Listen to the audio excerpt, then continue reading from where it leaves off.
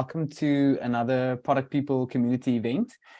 Today we're going to be discussing, and one of our participants in the call, one of our new friends, have actually called this a very provocative topic, and I tend to agree. We're going to be discussing how to define and validate a product strategy without building a thing. And we have someone from Prod MBA here, the founder and lead mentor, Henry Latham. And we've had a bit of a chat with him before the start of this call already, and I'm very, very excited to share with you the way that he's going to be presenting today and the topic that he's going to be discussing and how he's going to be talking about it.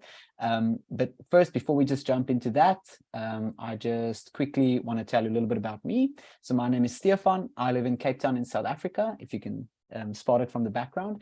I have a few years experience as a product manager, and I've been working in B2B and B2C in the banking industry, integrations and procurement tech and mobility, and in an SDK team as well. And I actually started off as an attorney and then started shifting towards product, which is much more interesting and fun for me. And then just a little bit about Product People. So what do we do? So we love helping companies to discover and deliver great products faster. We want to onboard fast, align teams, and deliver outcomes. And we do this on an interim basis, so 3 or more months as product managers, product ops managers, product leaders. And then there's the second part that we're also really very excited and passionate about, and that's what we're doing tonight. And that's sharing knowledge generously with our product management community, which if you're on this call or if you're on YouTube now watching this, then you're part of that community, and it's about 19,000 people strong. So really proud of that as well. And then just warming ourselves up going into this conversation, we have 2 questions that we'd like you to answer or to think about. And the question is, would you say that your product has a clear product strategy? So the product that you're working in or working with, would you say that your product strategy is quite clear? The answer could either be yes or no. And then the second question is, if you do have a product strategy, would you say that your organization strictly follows that product strategy, or does it not follow it that strictly? And I think it would be quite interesting to say what you all say about this, because maybe Henry will tell us maybe it's not so crazy important to follow it strictly, or maybe it is crazy important to follow it strictly. We'll hear. But it's also going to be very interesting to see whether you feel that your product that you're working on has a clear product strategy as well, because so much of what we do on a daily basis, I would say, should be aligned to what your vision is, what your strategy is, and where you actually want to go and where you want to be. So it's going to be really interesting to see what you say about this.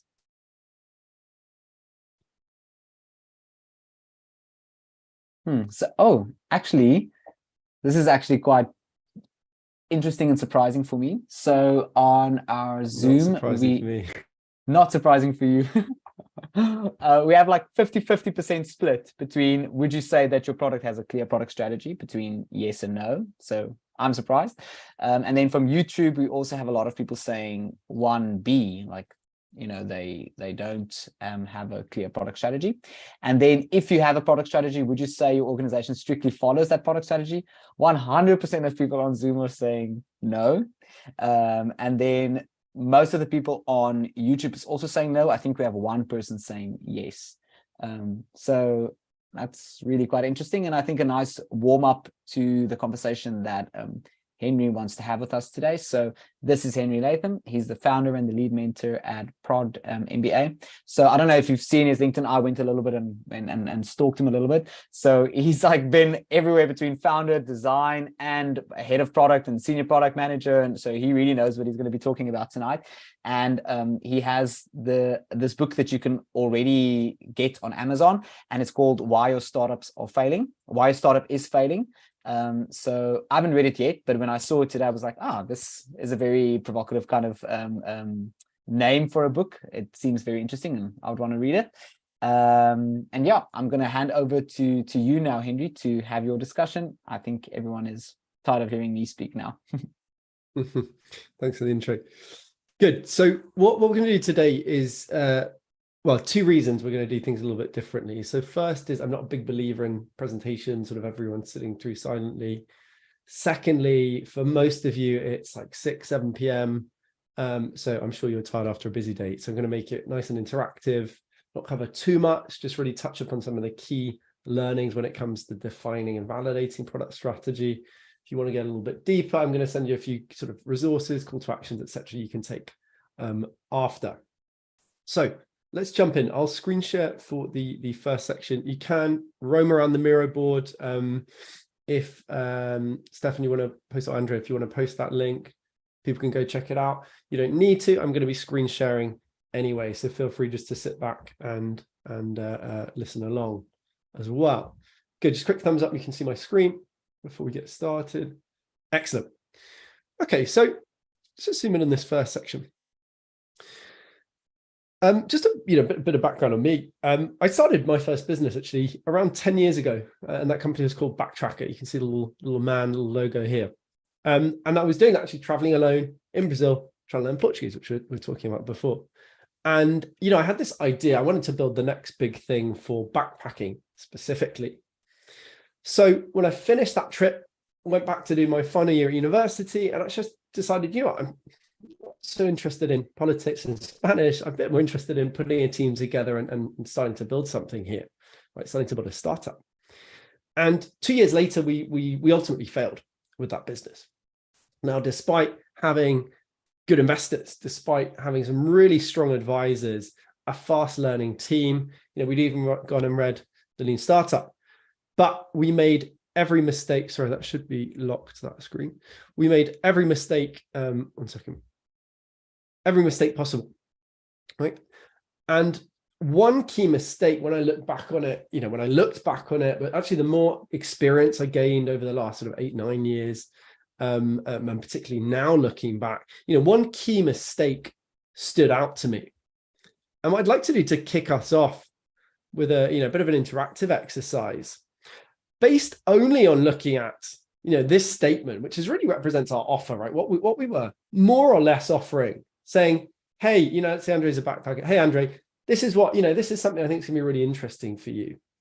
Based just on this offer statement, this Backtracker offer statement, what do you think that mistake might have been, right? With us really focusing on this as an offer. Any ideas? You want to feel free to post on the Zoom chat if you're on the live session. Andrea, Stefan, if you see any comments on YouTube, etc., feel free to post those as well. So Anna's saying the word new. Okay, well, why might new be a problem? Patrick, sorry, I'm just going to, I'll use the cards myself just because of the number of people that might be involved. What are the kind of mistakes that we might link back to this offer statement? Asley, excellent. Okay, first idea we've got, not clear what the value is. Not clear what the value is. No clear value. Kushal, nothing new, or not clear what the new stands for. Yeah, good. Just saying new doesn't make it new. Saying exciting doesn't make it exciting. Tom, yeah, no problem being solved. And this was true, by the way. We got really excited to say, hey, we're going to help you plot your journey. You're going to be able to connect with other backpackers. It's going to be awesome. And it looks great. That was our first version. But, actually, we were never clear about what the problem really is that we're solving. We tried to solve multiple problems at once, for example. Anna, yeah, how is it different? So nothing new, i.e., how is it different? Yeah, Tom, again, what are you doing other than working at Backtracker? I wish you'd asked me that question 2013. What's the vision? Good. Okay, what do we mean by that? We'll delve into that a little bit after. Bastian, very interesting. Overestimating the value or benefit of the solution compared to the status quo. Yeah, good. Saying hey, we've got this exciting thing for backpacking, but actually, if we talk about, finding cool suggestions, well, Google's pretty good at that, or Lonely Planet's pretty good at that. TripAdvisor's pretty good at that. Good. Anna, which backpackers are we talking about? Yeah, excellent. No clear audience. These were all true. And again, I wish I'd just done this webinar 2013, saved all that effort and the stress involved with being a founder of a failing business. Good. So we've got a few ideas here, right? No clear value, We're not offering something different. There's no problem being solved, no clear audience. Kush, again, what about the audience? Like what stage of maturity are we looking at with the audience there as well? Right, so no problem, no differentiation, nothing specific, and really no product strategy. If we summarized it all, if we said, what was that big mistake you made? I mean, sure, execution awful, decisions driven by ego, many other things, but the crux of it was there was no clear product strategy, no clear focus on what we thought was important to focus on and what we thought was not important to focus on. It's like, hey, let's do a bit of everything for backpackers, right? Sort of, maybe we touched upon the market, backpackers, but not specific at all, as many people have mentioned. Now let's contrast this with a really successful product. And I'm in no way putting these two companies in the same bucket. Superhuman, you may have heard of this product. If not, I think you just go to superhuman.com, superhuman.io. I will link it through afterwards rather than waste your time now. Anyway, what is Superhuman? Superhuman's offer is the fastest email experience ever.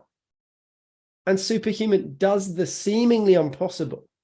If someone had said to you, look, there's this company and they're out competing Gmail, and they only launched a few years ago, you would go, what the hell, that is crazy. Not only does Superhuman outcompete Gmail for their target market, they also charge $30 per month per user. Right? That's nearly, let's say 7-8 times more than Gmail, 7-8 times more, not like 20% extra. They manually onboard all their users. Last time I checked, which was last year at some point, they had a waiting list of 750,000 people. Now, based purely on what they seem to offer in this statement, right, the fastest email experience ever, why do you think Superhuman is so successful? So I don't want to hear about how good they are at executing, which they are. Based purely on this offer, why do you think Superhuman is so successful? So feel free to start posting again on the Zoom chat or wherever you are watching this.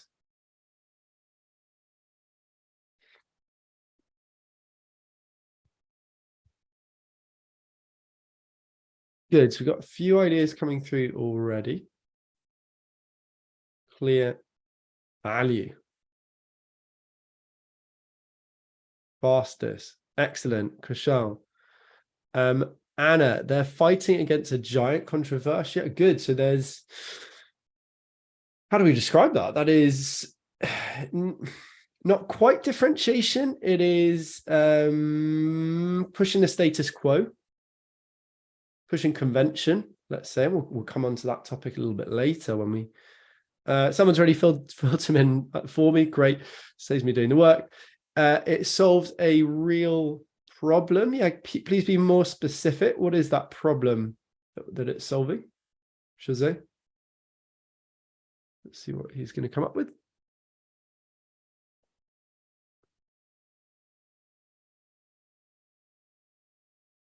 Good, slow, daunting chore. Yeah, good description. We can focus in on that slow, right? We talk about it's the fastest email vote. So it's about speed and how currently everything's really slow. Obviously, that's linked to the status quo as well. There's some interesting answers. Yeah, as he's saying, bold. Anna says it's intriguing. Well, sure, but hey, I could make a really intriguing film title that's like, Peter Thiel uses this example talking about differentiation. I could say, look, I've got this film and it's going to be about zombies and sharks and like it's going to have guns. You might be like, well, that's intriguing, but it's still going to be a crap film. So what do we really mean when we say intriguing? Like, what is actually why is that making you intrigued? For example, Anna, uniqueness in using the experience word as part of this. Yeah, good, right? So it's about this experience rather than, as I said, like a chore. So what's that? That sounds quite interesting. It sounds very engaging, right? It sounds a bit more immersive than email. So what could we mention there? We could, essentially say it's different. Right? It's a differentiated offer, for example. Why is that important? And why did I use that film example? Because we could be different, but doesn't necessarily mean that's also valuable. Be different for the sake of different. We want to be unique and valuable. That is actually valuable as well. Excellent. Bastian, interesting. So you said huge target group. You've got audience there as well. Now, from the offer, it's not clear what is the audience in this case, but Superhuman did start with a very specific audience, in fact, and that was how they started to really gain traction. It's only later on that we see them really branch out into broader audiences. And you'll see this with almost all successful products. I can only think of one or two off the top of my head that are not maybe Google search, where companies start very specific and you broaden out only as you start to see signs of product market fit. So actually here, I would say that going too broad too early would be a weakness, but focused early adopter market, and then broaden out to capture more market share, right? Which is anyone that uses email, essentially, even potentially people that don't use email. Good. So essentially, we've got, just from this offer statement that Superhuman has, we really reveal their product strategy without even needing to go and test the product and see how they're doing and see what the reviews are. Why? Because we've got all the key elements of a product strategy here. We've got an understanding of market, a bit limited just with the title, but that would have been more clear if we looked at that early offer, or if we look at that landing page a bit more. We've got a differentiated value proposition. So we're not just offering like, hey, we've got like a new email tool. It's no, this is different. It's the fastest ever. Thirdly, we can even see what the business model really is, right? It's some sort of email tool, and we can, infer that's likely to be subscription, for example. And finally, we can even get a sense of what kind of key features we might want to work on, right? If we just had this offer statement, right, we validate it in some way. We'll talk about that later, and then we say, well, what kind of things might we work on? Not going to be things that are not related to making something related to email faster. And if it's not related to those things, we don't do it. And that's really what product strategy is. That's not just having it on a nice spreadsheet somewhere or on Google Drive in your company's lost and found folders. It is at the heart of everything we're doing, right? If it's not going to help us build a fast email experience, we're not going to do it. And that's really what product strategy is. Good. Let's now look at so we've got an understanding of product strategy. We've seen good versus bad when it comes to product strategy. Now, what actually, how do we work with product strategy? Right? As you can see it in theory, how do we now apply this in practice? Well, we do that using a framework called the minimal viable offer. We now live in a world with 10 times the competition there was just 10 years ago, right? Think back to 2008, a little bit longer than 10 years now. Lean startup comes up. We see this whole movement towards sort of agile, lean, etc. Like build things, iterate, experiment. Now, 10 times the products out there means that there's 10 times more competition, and that will be even more now as we are in 2022. Second important point, the primary reason products fail. Right? If we look at 6 out of 9 of the top factors involved with startup failure rate, and we can infer product failure rate, it comes down to lack of differentiation, right? i.e. not offering something uniquely valuable, right? Both unique and actually valuable. So what does that mean? What are the implications for us as product people, product managers? It means we need to be really good at coming up with a differentiated product strategy to drive success. It means, in the words of Gigi Levi-Weiss, who is general partner at NFX, we need to actually earn the right to build. i.e. we need to validate what we're trying to offer, packaging our product strategy into that offer before we actually build something. We don't just go, hey, I've got this cool idea, let's go build it and see what happens. Final key point about why product strategy is so important and why you need to be applying this stuff. This isn't just about new products. Obviously, if we have a new product, we need to validate what are we actually offering before we commit to, do people actually want the fastest email experience ever before we go commit to building it? 80% of products never achieve product market fit. Right, 80% never achieve product market fit. That means they never quite get to the stage where they've got enough, new users coming in, enough users retained, enough users they can actually charge for the product.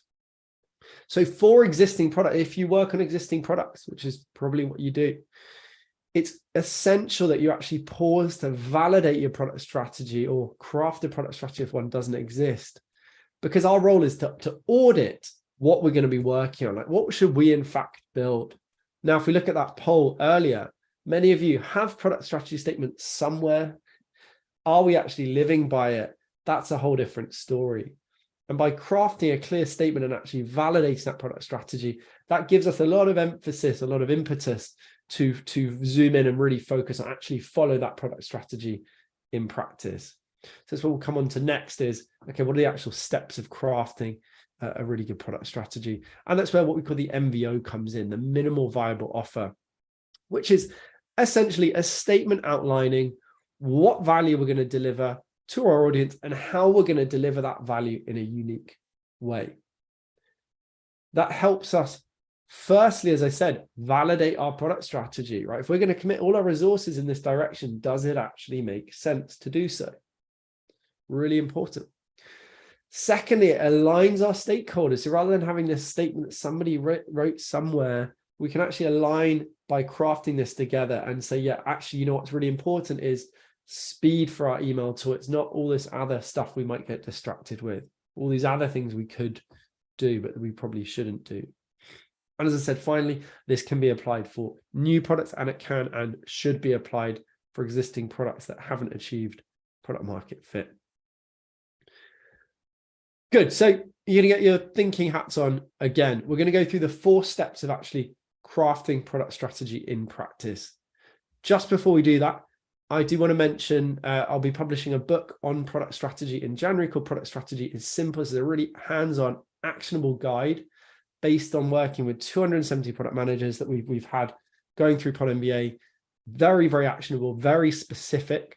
So feel free to click this card and or this link up here, and you can go sign up for a pre-release copy. You can even get a free copy if you refer someone else as well. So if you want to go deeper in what we're going to cover today, then you can do so over here.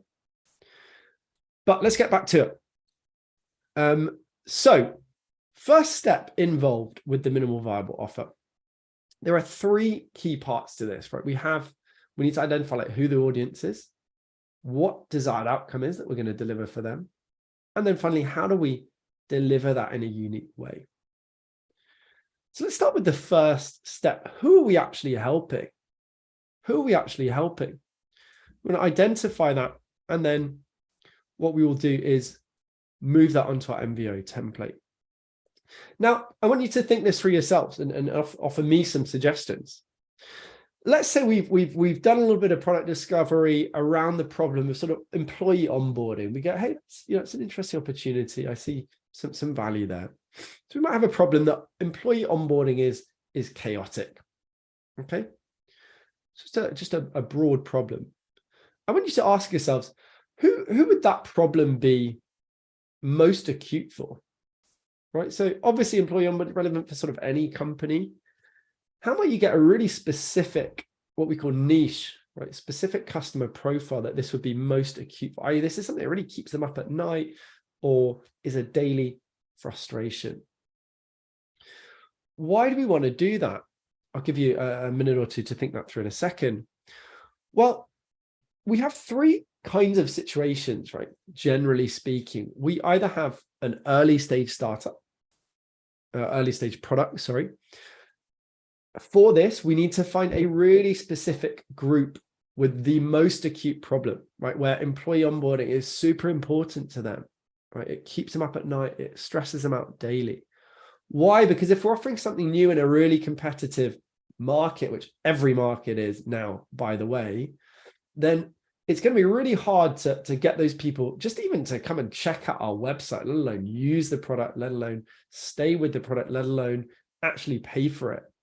So the more specific we can go, the more likely we are to really put our hand up and say, hey, we're solving your specific problem. And then the more likely we are to actually deliver for that specific market. Okay. So if we're early stage, we want to go very specific so that we're able to speak to that market directly and solve that very specific problem that market might have.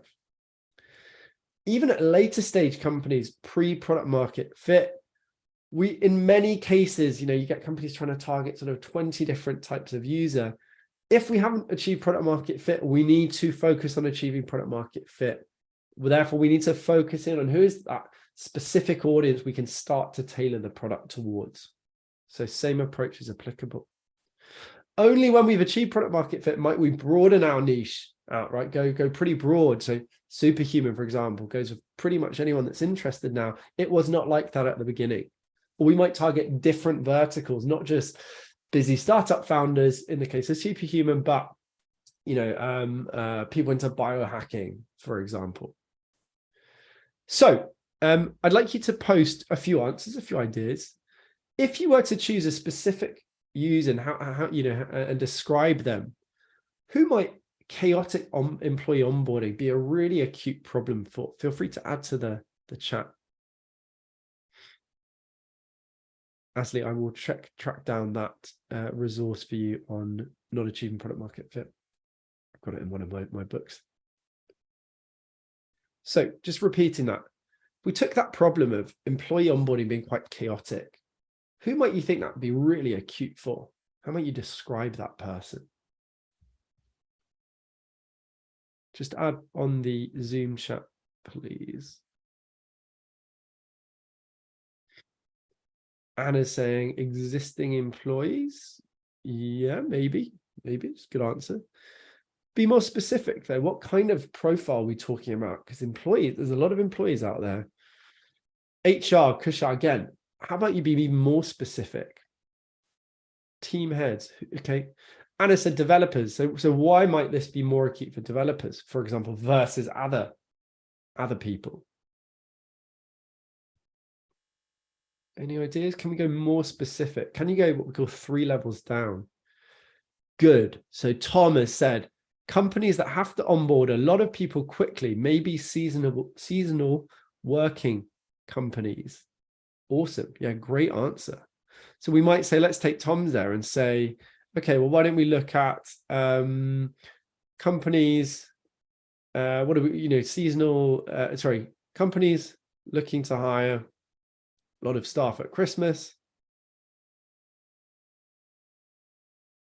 Yeah, we could even be more specific. We might say, are you a company selling Christmas trees or Xmas tree selling company, for example, right? Super specific. Awesome. Love it. Let's use that. So we've got our specific target audience. Good. Tom, yeah, another great answer. Usually the one that we work with as a good example. Fast growth startups. Who specifically, who are we talking about here? Is it the founders? Is it like the whole startup as this sort of concept? What specific role might we think is relevant? Right, we could go for a specific person there. Yeah, good. So we could say fast growth startup. We could say CEOs. In fact, right? They're likely to be involved with all the hiring at that early stage and have the ultimate decision. Awesome. Let's start with that. I think it's a really nice niche. So we've got the first element. Who are we actually helping? Right, fast growth startup CEOs. Let's use that example for the second step. Second step, what are we actually helping them achieve? Right, what are we helping them achieve? Now, one of the other big mistakes that companies make or product people make is they don't identify the right problem. That's usually step one. We undermine ourselves by thinking we are solving a problem when in fact we're solving something else. Right? For example, a company might go, hey, I've got this really cool new diet product out. And I go, well, I don't want a diet. I don't like dieting. What do I want? I want to have a, body I'm happy with without having to do all of that work. So immediately we're thinking we're solving the problem of like having a better diet plan, where it's really about actually feeling good about yourself, for example. So what I'd like to do for that second exercise is identify, well, what are you actually helping them achieve? And I've got 3 prompts to help you. So first, what problem are we solving? In this case, onboarding new employees is chaotic. That's the stated problem. But actually, if we look down into the root of the problem and ask ourselves, well, why is that problem a problem? We might say, well, actually, it's not about the chaos, right? It's what are the implications? It means that the new employee can't get up to speed effectively, right? They can't have impact. and or they might leave, right? Because they haven't bought into the vision, they're not really sure what they're doing, they're not impressed with the chaos that they're seeing. So what's the problem behind the problem? And then finally, what's the ideal outcome the niche is looking for? What do they actually want? Now, in this case, it's about really helping new employees create massive impact within 4 weeks. Right? That's really what we're doing, helping new employees create massive impact within 4 weeks. So we might adapt this and say, I'm just going to add the elements for now. We'll come back to this.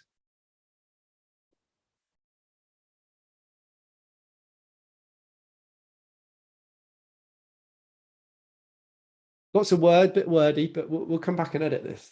We've got the key elements. That's the most important thing. So this is really the desired outcome, that ideal outcome they're looking for, is they want their employees up to speed, having impact. It's not just about onboarding them quickly, right? It's what is the implication of onboarding? Can we be really explicit about that, right? Because it's really about impact. It's not about onboarding itself. It's just a vehicle for delivering this outcome. Another example from Superhuman might be, ultimately, what are we helping them achieve? We're helping them save 2 to 3 hours per day, right, for a busy CEO, for example. So that's step 2. What are we helping them achieve? It's that deeper desired outcome that's usually not so obvious at first. Good. Let's move on to step 3. We're really going to dig into product strategy itself and the strategic part, let's say, of our minimal viable offer. This is the hardest part as well. How can we deliver that outcome in a unique way? Now, I'm going to go through some tactics to think about this, but ultimately, good product strategy does not come from sitting on a spreadsheet, from sitting on Miro. It comes from going out and speaking to your users. That can be new users for a new product, and I highly recommend speaking to existing users if you have an existing product. Again, your role as a product is to audit that product, to really refocus it so that it can drive towards product market fit. That's really where the unique insights come that drive product strategy. But I'm going to assume that you either have done this, you either do it now, or you are going to do it based on the nudge that I'm going to give you today. So let's assume that there's some discovery work gone in. You've gone off, you've spoken to your fast growth startup CEOs. You've understood, okay, what do they really want? They want to get, they've got all these new people coming in. They want them to be up to speed quickly, have impact specifically. And from speaking to them, we might get a sense of, okay, well, looking at the market and speaking to them, well, how might we deliver value in a unique way? So I'm going to again ask you to engage with the next section. 4 ways that we can think of unique value. So the first one is, how can we question convention? If we go all the way back to that Superhuman example, I think it was Anna that suggested, if I can find it, that suggested, like we're pushing the status quo. We say, actually, you know what? There's in this case, one big dominant player, and they're not doing a good job. Most people are frustrated with email. So we might say, well, how might we do things differently? At Product MBA, we've done that ourselves as well. We offer boot camps to really accelerate your product career. What did we do? What did I do specifically in the first few weeks? Interviewed lots of product people to say, look, there's something here about helping them learn more. And what was all the feedback? It was about courses, books, talks being too theoretical. So what did we do? We said, well, how can we make this really hands-on, really actionable? And actually, we get you to build a real product, because that's how we make it the most hands-on experience possible. So looking at conventions, saying, that doesn't really make sense. That's not the right way to do it. Another great example is Amy.so. They looked at the whole approach to sort of calendars and to-do lists and said, it doesn't make sense that you've got this calendar that people book out your time, and then you've got your to-do list, and the to-do list never gets put on the calendar. So how do we sort of merge these 2 ideas?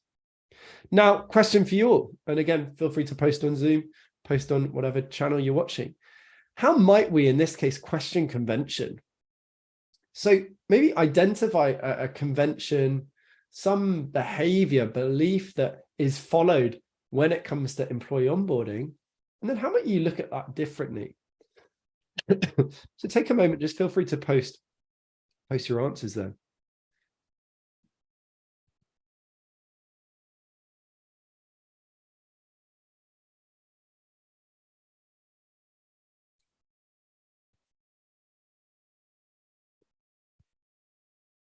Take a minute to post an answer. How might you question convention and do employee onboarding differently for this specific niche?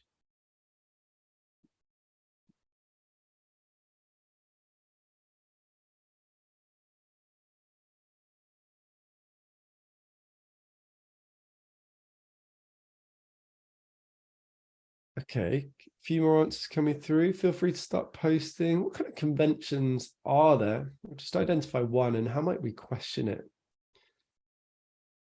For example, I'll give you a nudge. Who usually does onboarding, and does that make sense? Specifically in this context, right? We've got these sort of fast growth startups. What kind of things are involved in onboarding, and do they make sense? Are we missing any things that are super important?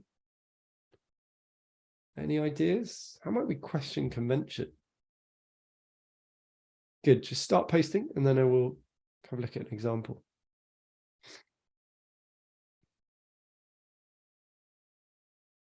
Yeah, so imagine we're onboarding a new team member. How is that usually done, and does that really make sense? Stefan's posted, convention, it needs to be in calls with someone who knows the process. How might we challenge that? Maybe not having calls and letting anybody do it. Okay, so sorry, just to be clear, you're saying that currently everyone sort of gets you on calls, they know the process, it's a bit sort of scattered. How might we streamline that, for example? Is that right? Yeah. And how is it not a certain person's responsibility, but like anyone can do it? Okay, interesting. You're saying actually, you know what, we should get anybody to be able to do this.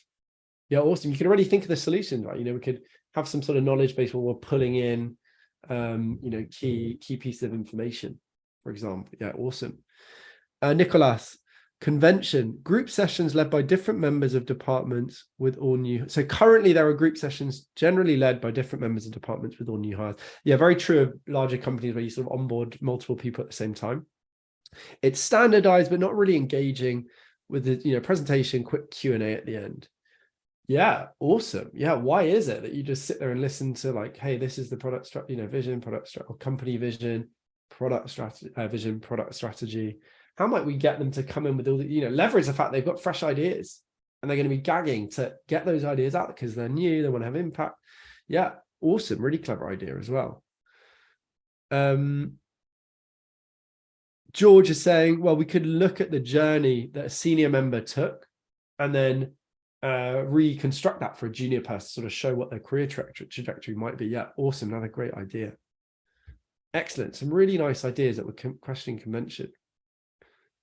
You know, one that I zoomed in on is, you know, generally you might have HR doing the onboarding, or all the way through from the you know, posting the job description to hiring and you know, leading onboarding in many cases. Like, that doesn't make sense. You know, if you're a product person, you need to learn from product people, right? So how do we empower product people to do that? Maybe faster, easier, etc. Or following Stefan's, actually, how can we just get anybody to do this? Surely we've got the knowledge base, or surely we should have that to approach this thing differently. Awesome. Second one, how might we leverage different technology, right? Awesome. That might be new technology, like Tesla, for example, actually, you know, really developing the lithium battery to be good enough to put in a car that's fast enough and goes long distance enough. It might be even a paradigm shift, so using some sort of new technology to drive innovation. So Loom is a great example of that, where they're saying, okay, we've got this problem of communication. Currently, it's all done by text, right? Email, Slack, etc. That doesn't really make sense. It's not as clear or quick. What about using video technology, right? Recording, storing those on the cloud, sharing those videos almost instantly. Right? A big paradigm shift only made available with new technology, right? Video technology getting better, data storage getting better and cheaper. You know, in our case, onboarding, we might say, well, how could we really integrate on the onboarding rather than having a sort of like a confluence document over here? So how can we really integrate with all of the tools they're going to be using, right? Slack, email, etc., etc. Could be a new way to do it. Third, linked to the first one in a way, but also just looking at, maybe what someone's already doing. For example, like Gmail, unlikely to say, hey, you know what, we want to make email really slow. Like we want it to be a pain in the ass for them. They're not going to do that. They just aren't focusing enough on it, or it's just under their radar.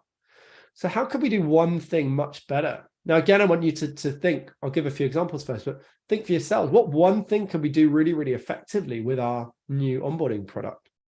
Examples, whereby.com, they focus on simplicity. I can just share a link, someone joins my video call without any sort of sign up stuff.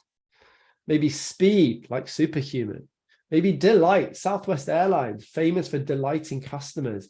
They've noticed that people that get on a Southwest Airline flight with a fun, interactive security brief at the beginning, they book on average 0.5 extra flights per year. It's just about delighting the customer. Maybe things like leveraging network, maybe some sort of unique insight like Instagram. They had this hunch that, hey, people want to take professional looking photos, right? They like sort of feeling like a pro, drives ego, etc. Drives sense of satisfaction as well. So they added filters as a result, and that was really what helped them take off. So question for you, and feel free to post, what one thing could we focus on with our onboarding tool to try and to drive our product strategy, for example? Stefan said engagement or passion. Yeah, okay. Yeah, maybe engagement is a good one to focus on. But how do we make it really engaging rather than just watching these boring presentations? Good. Any other ideas?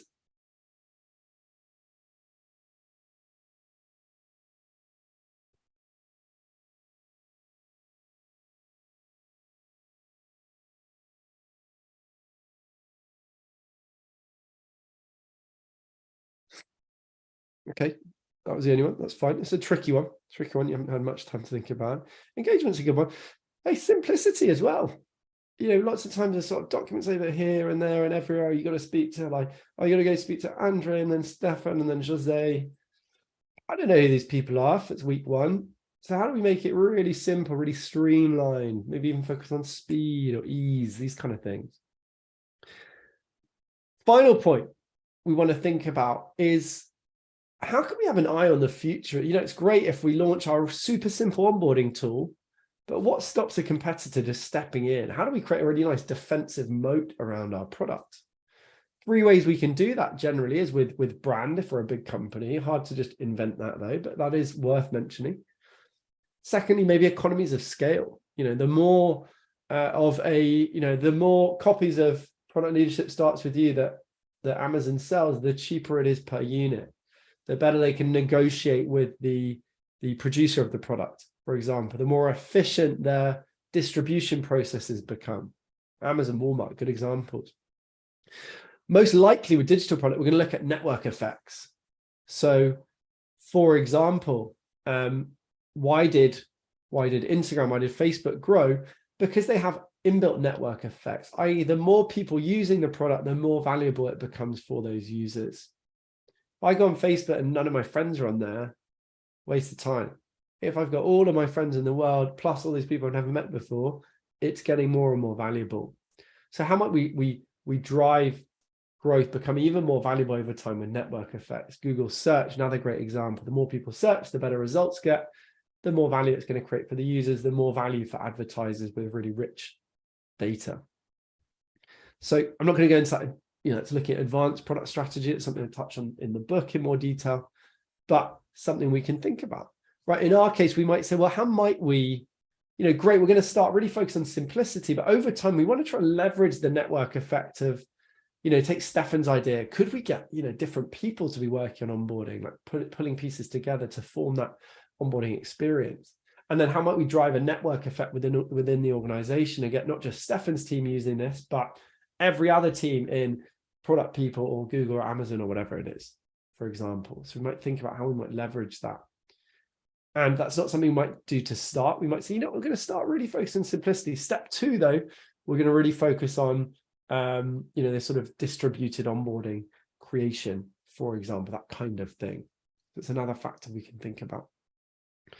So we might just say, to finish our minimal viable offer, our first step of our product strategy might be, we're going to help fast growth startups. In this case, it would be, let's say, onboard new employees to have massive impact within just 4 weeks. How do we do that with super simple onboarding experience, or with a super simple onboarding experience? So finally, we can come, I've sort of adjusted it already, but final step, I should say step 4, not step 3, is I've given you a bit of a cheat sheet. So you notice I adjusted the wording here. You can do the same thing. I've got a cheat sheet here of what kind of different adjectives might we use? Are we helping, training, empowering? What's that transformation we're helping them make with the desired outcome? And then, does it make sense to use through, by, with? So you've got a few different words you can play with when it comes to crafting a really compelling product offer, minimal viable offer. And you can play around with that formula. I've got a spreadsheet that you can use as well. So you just click that link afterwards when it comes to putting this into practice. And just to wrap up, so call to action before, again, if you didn't hear before, I'm going to be launching a bit. We really go into detail on this called Product Strategy is Simple. You can sign up for a free copy here. That's going to be coming out in January. So if you want to go deeper on this, do so by clicking here. Final thing on this. So we've come out with we've crafted our minimal viable offer, and that represents our product strategy, right? We're clear on who the market is, what outcome we're trying to deliver, and then how do we do that in a unique way? We've defined our product strategy quite simply. Now, what's the next step is validation. To validate it, it's really, really simple.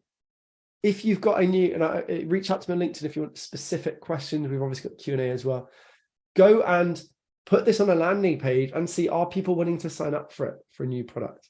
If it's an existing product, send out a survey. One of our students, Richard, did this, sent out a survey to 5,000 users saying, okay, here's the 9 MVOs we came up with in a workshop with our team. And 3 of them were clear winners. 3 of them got the majority of votes. And now these are the 3 areas of value that company focuses on. So it really is as simple as doing some outreach, testing it on a landing page, saying, are people actually interested in signing up? Or just simply surveying existing users to see what is the thing that's most compelling for them, what represents most value for them. Good, so I'm going to wrap up the talk section of today. As I said, we've got Q&A coming up, and do sign up for that, the book coming out where we're going to really go into detail on these topics. And yeah, thank you for listening. Thank you for engaging as well. Always very helpful. Thank you so much, Andrew. I think that was really super fun for everyone, and you could see like everyone was really engaged on the topic as well. So thanks for taking us through that and for sharing the board with us so generously. So we have about 5-6 minutes left. So I would just want to give you some time to think of some questions that you would want to ask Henry. And in that time, I'm just quickly going to tell you 1.5 minutes about product people, and then we'll jump into the questions. So just those use cases where product people are the most valuable is when you have someone that is leaving for parental leave, or you have a permanent position that you're taking a while to fill. Then you can come in as interim product managers, product coach, product consultants, and also within product discovery leads. And these are some of our B2C clients that we've been helping and working with, which we've been really proud of and loved working with them, and some of our B2B clients as well. And this is just some of the positive feedback that we've gotten from our clients. You can read through them if you pause the YouTube video a little later. And then just some stats. So we have 71% client retention. That means that either the client expands, or they come back, or they extend the mission that we're on with them. And 61% of our team is made up of women, and 66% of our leadership is also women, which is a really cool stat that we're very proud of. This is our team. So as you can see, we're very diverse. We come from all over the world. And that bottom little sticker there in the right bottom corner, that could be your face. So if you'd like to be part of our team, you can go onto boards.eu.greenhouse.io /product people. And you can look at some of the product managers and senior product managers roles that we have there, and you can apply for it there. And that's it. Then I'll go over to the Q&A session. I said I was going to keep it very, very short. For some reason, my chat doesn't want to show now. So I'm just going to stop sharing so that I can see the chat much more easily. So, oh, I see. Oh, you saying for someone else this now for the question. One of the questions that I had is, when you look at this that you've showed us, if you want to use it practically, is there different levels or a different type of team or at a level in your company that you need to be in before you can use this? Or is it like all levels can use this if you're in a small subset of a product or in a pod or in a company? Yeah, good question. So you can have different levels of MBO, right? So we might start at a company level. Actually, we have a product vision with the first two elements of it in terms of who are we trying to help and what outcome are we driving towards. Superhuman, for example, some product vision is more or less like, how do we save people loads of time, free up their lives again, might be their product vision. So that's the sort of high level thing, tying everything together with that product. And then we have a specific product strategy for that product.